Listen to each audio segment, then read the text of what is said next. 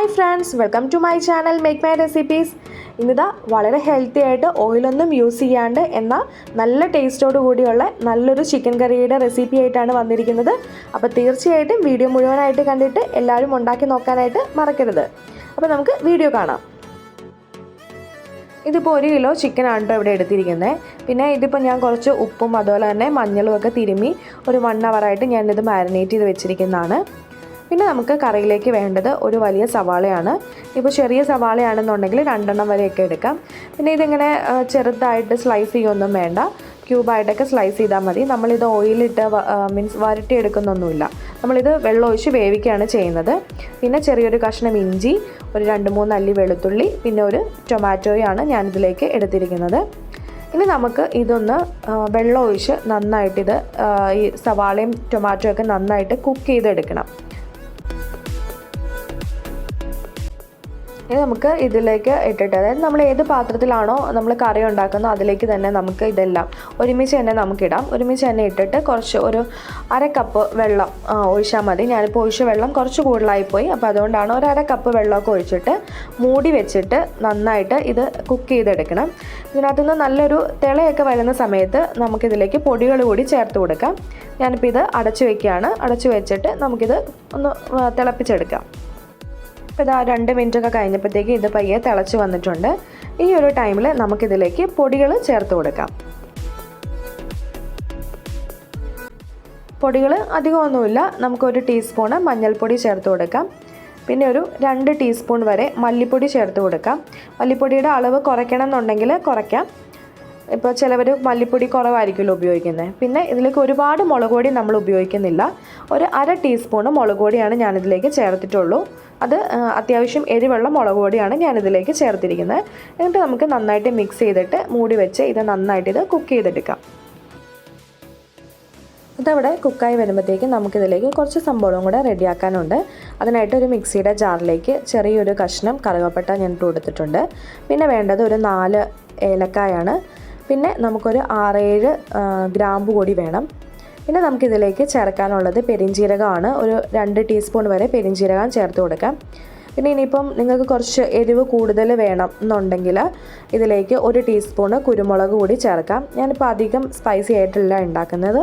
പിന്നെ ഒരു പച്ചമുളക് കൂടി വേണമെങ്കിൽ ചേർത്ത് കൊടുക്കാം. കുരുമുളകും പച്ചമുളകും ഓപ്ഷണലാണ്, വേണ്ടവർക്ക് ചേർത്ത് കൊടുക്കാം. ഇനി നമുക്ക് ഇത് നന്നായിട്ട് പേസ്റ്റ് പോലെ അരച്ചെടുക്കാം. വെള്ളം ചേർക്കാണ്ട് അരയ്ക്കുകയാണെങ്കിൽ അതായിരിക്കും നല്ലത്. ഞാനിപ്പോൾ കുറച്ച് വെള്ളമൊക്കെ ചേർത്തിട്ടാണ് അരച്ചത്. അല്ലെന്നുണ്ടെങ്കിൽ നമുക്ക് സവാളയൊക്കെ അരയ്ക്കുന്ന കൂട്ടത്തിൽ ഇതും കൂടി അരച്ചെടുക്കാം. അപ്പോൾ നന്നായിട്ട് ഇത് അരഞ്ഞു കിട്ടും.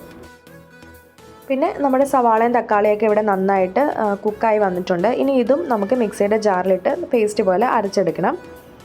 അതിനുശേഷം നമുക്കൊരു പാൻ അടുപ്പത്ത് വെക്കാം.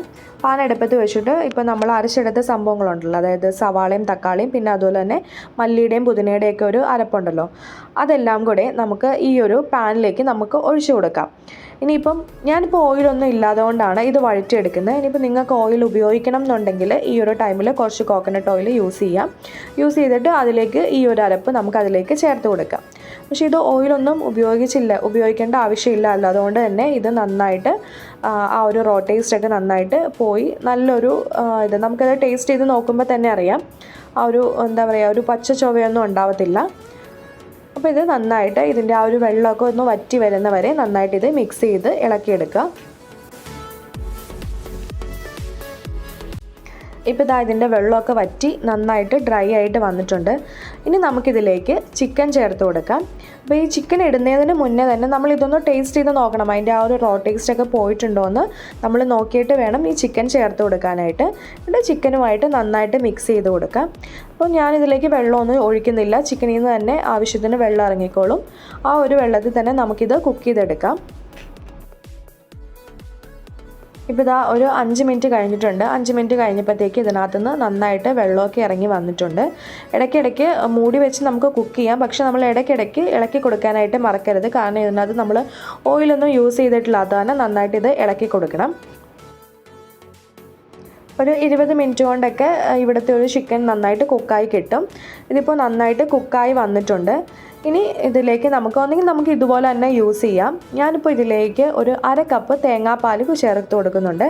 ഇത് തേങ്ങയുടെ 1/4 പാലാണ് ഞാൻ ചേർത്ത് കൊടുക്കുന്നത്. മാക്സിമം ഒരു മുറി തേങ്ങ, അത് എൻ്റെ ഒരു പാലെടുത്താൽ മതിയായിരിക്കും. ഏകദേശം 1/2 കപ്പോളം തേങ്ങാപ്പാൽ നമുക്ക് കിട്ടും. അതുകൂടി ഞാനിതിലേക്ക് ചേർത്ത് കൊടുക്കുന്നുണ്ട്. അപ്പം നമ്മുടെ ചിക്കൻ കറിക്ക് നല്ല ഒരു കുറുകിയ ചാറൊക്കെ ആയിട്ട് കിട്ടും.